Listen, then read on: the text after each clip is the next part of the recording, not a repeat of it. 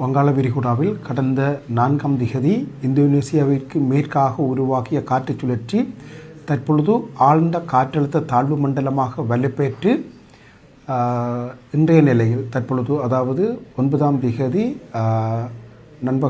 முற்பகல் 10:30 மணி அளவில் திருகோணமலைக்கும் மட்டக்களப்புக்கும் இடையில் குறிப்பாக வாகரையிலிருந்து கிழக்கு திசையில் 80 கிலோமீட்டர் தொலைவில் மையம் கொண்டிருக்கின்றது.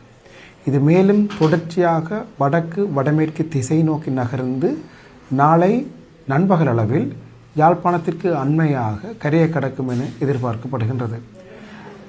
கடந்த சில நாட்களாக இந்த ஆழ்ந்த காற்றழுத்த தாழ்வு மண்டலத்தினுடைய நகர்வில் ஒரு கணிசமான அளவு வேக தாமதம் காணப்பட்டிருந்தது. குறிப்பாக ஆரம்பத்தில் உருவாகிய காலத்திலிருந்து மணிக்கு 6 கிலோமீட்டர் வேகத்தில் நகர்ந்த இந்த ஆழ்ந்த காற்றழுத்த தாழ்வு மண்டலமானது அதன் பின்னர் சற்று குறைவடைந்து மீளவும் மணிக்கு 9 கிலோமீட்டர் வேகத்தில் நகர்ந்து தற்பொழுது மணிக்கு 12 கிலோமீட்டர் வேகத்தில் நகர்ந்து வருகின்றது.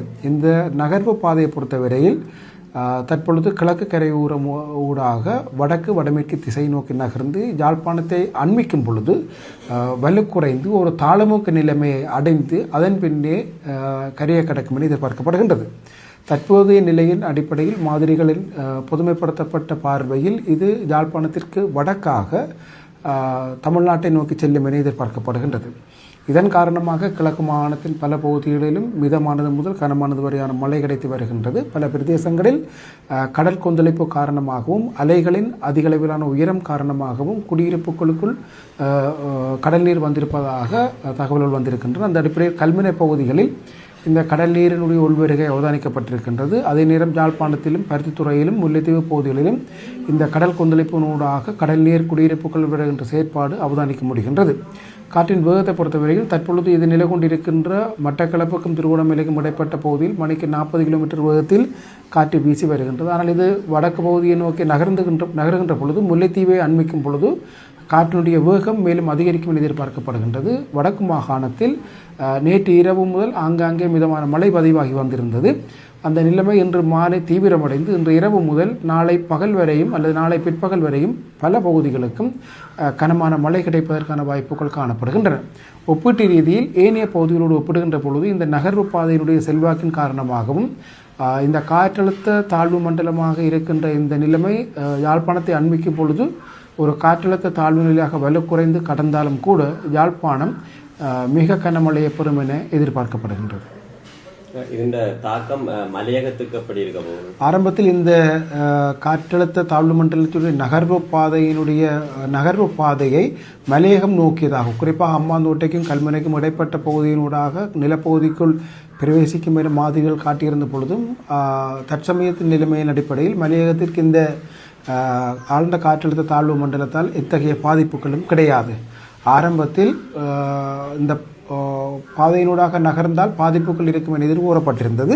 ஆனால் தற்பொழுது இந்த காற்றழுத்த தாழ்வு மண்டலத்தினுடைய நகர்வு வடக்கு வடமேற்கு திசை நோக்கி நகரும் என உறுதிப்படுத்தப்பட்டிருப்பதனால் மல்லிகத்துக்கான ஆபத்து நீங்கி இருக்கின்றது. ஆனாலும் மத்திய மாகாணம், ஊவா மாகாணம், சப்டகமுவ மாகாணத்தின் ஒரு சில பகுதிகளில் ஆங்காங்கே கனமழை முதல் மிதமான மழை பதிவாவதற்கான வாய்ப்புகள் காணப்படுகின்றன.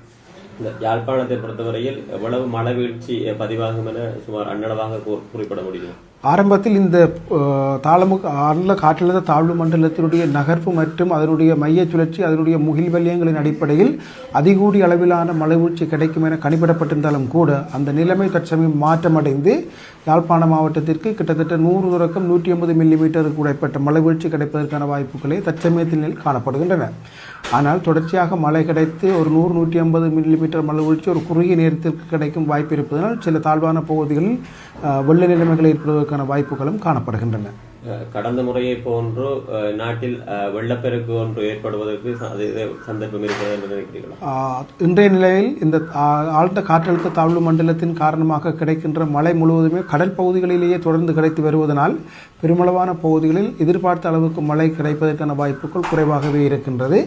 ஆயினும் ஒரு சில பகுதிகளில் குறிப்பாக முல்லைத்தீவு, திருகோணமலை, வடமராட்சி கிழக்கு, யாழ்ப்பாணம் போன்றவற்றில் பரவலாக கனமானது முதல் மிக கனமானது வரையான மழை கிடைக்கும் என எதிர்பார்க்கப்படுவதனால் தாழ்நில பகுதிகளில் ஒரு சில பிரதேசங்களில் வெள்ள அனர்த்தங்கள் எழுவதற்கான வாய்ப்புகள் காணப்படுகின்றன. நீங்கள் கடந்த 7ஆம் தேதி சொல்லியிருந்தீர்கள். 8ஆம் தேதி இரவு வேளையில் தான் தெரியும் தற்போது ஏற்பட்டிருக்கின்ற தாளமுக்க நிலை புயலாக மாறுமா என்பது 8ஆம் தேதி இரவு தெரியும் என கூறியிருந்தீர்கள். அவ்வாறு பாதிப்புகள் ஏற்படுவதற்கு சந்தர்ப்பம் இருந்து குறைந்திருக்கிறார்? இல்லை, இன்றைய இந்த நிமிடம் வரை அது ஒரு ஆழ்ந்த காற்றழுத்த தாழ்வு மண்டலமாகவே காணப்படுகின்றது. இந்த ஆழ்ந்த காற்றழுத்த தாழ்வு மண்டலம் என்பது புயலுக்கு முந்தைய நிலைமையின் அடிப்படையிலேயே கணிப்பிடப்படுகின்றது. ஒரு ஆழ்ந்த காற்றழுத்த தாழ்வு மண்டலத்துடைய மைய அமுக்கம் மேலும் குறைவடைகின்ற பொழுதே அது ஒரு புயலுக்குரிய அடிப்படையை பெறுகின்றது. ஆனால் தற்பொழுது நிலவுகின்ற இந்த ஆழ்ந்த காற்றழுத்த தாழ்வு மண்டலத்தினுடைய மையப்பகுதியுடைய அமுக்க நிலைமைகள் இது ஒரு ஆழ்ந்த காற்றழுத்த தாழ்வு மண்டலமாகவே தொடர்வதற்கான வாய்ப்புகளை கொண்டிருக்கின்றன. ஆனாலும் இந்த ஆழ்ந்த காற்றழுத்த தாழ்வு மண்டலம் யாழ்ப்பாணத்தை அண்மிக்கின்ற பொழுது இது ஒரு தாழ்வு நிலையாக வலுக்குறைந்து யாழ்ப்பாணத்திலிருந்து விலகிச் செல்வதற்கான வாய்ப்புகள் காணப்படுகின்றன. ஆனாலும் யாழ்ப்பாணத்தில் தற்போதைய நிலையில் மாதிரிகளின் அடிப்படையில் யாழ்ப்பாணத்தினுடைய கரையோர பகுதியை மிக நெருக்கமாக அண்மித்தே அது விலகும் என எதிர்பார்க்கப்படுகின்றது. இதன் தாக்கம் இந்தியாவின் தமிழ்நாட்டிலும் ஏற்படக்கூடிய சாத்தியக்கூறுகள் இருக்கிறது. நிச்சயமாக இது எங்களுடைய யாழ்ப்பாண மாவட்டத்திலிருந்து விலகிச் செல்கின்ற பொழுது அது வடமேற்கு திசை நோக்கி நகர்ந்தால் தென் தமிழ்நாட்டு பகுதிகளில் குறிப்பாக காரைக்கால், புதுச்சேரி போன்ற பகுதிகளில் அதிகளவான மழையை பொழிவிக்கும் என எதிர்பார்க்கப்படுகின்றது. தற்போது பெய்து வருகின்ற மழையால் குளங்களினுடைய நீர்மட்டங்கள் அதிகரிப்பதாக கூறப்படுகிறது. இவ்வாறு குளங்களுடைய நீர்மட்டங்கள் அதிகரிக்கின்ற சந்தர்ப்பத்தில் அதை திறந்து விடுகிற சந்தர்ப்பத்தில் வெள்ளப்பெருக்கு ஏற்படுவதற்கு சந்தர்ப்பம் இருக்கின்றது அல்லவா? நிச்சயமாக வடமத்திய மாகாணத்தினுடைய பெருமளவான குளங்கள் வான்பாய்வதாக தகவல்கள் தெரிவிக்கின்றன. அத்தோடு புலனறுவை மாவட்டத்திலும் மட்டக்களப்பு மாவட்டத்திலும் ஒரு சில குளங்கள் வான்பாய்வதாகவும் தகவல்கள் தெரிவிக்கின்றன.